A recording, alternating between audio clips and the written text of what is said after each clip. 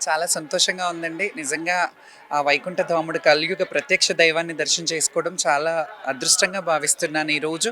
అది కూడా ముఖ్యంగా ఈ ముక్కోటి ఏకాదశి, వైకుంఠ ఏకాదశి విశిష్టత ఉత్తర ద్వారం నుంచి వెళ్ళడం నా పూర్వజన్మ సుకృతం. నేను నిజంగా తెలంగాణ నుంచి ఇక్కడ, అక్కడ ప్రాంతీయ విభేదం లేకుండా నిజంగా చక్కగా ఆ తెలుగుదనం, ఆ వెంకటేశ్వర స్వామి నామస్మరణలో మారుమోగుతోంది ఈ ప్రాంతమంతా. దగ్గర దగ్గర శోభాయమానంగా నిజంగా స్వామివారు వెలిగిపోతున్నారు ఈరోజు. 2 కళ్ళు సరిపోలేదు చూడ్డానికి స్వామిని. చాలా సంతోషంగా ఉంది. Thank you so much.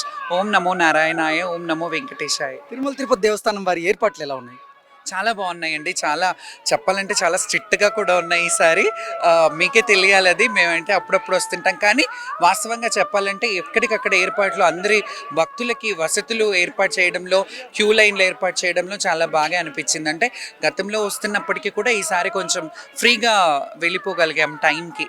తృప్తిగా దర్శనం చేసుకున్నారు. చాలా తృప్తిగా ఉంది. అంటే స్వామిని చూడంగానే అంతసేపు ఉన్న ఇదంతా పోయింది. చాలా బాగుంది. అండ్ సర్వేజన సుఖినో భవంతు.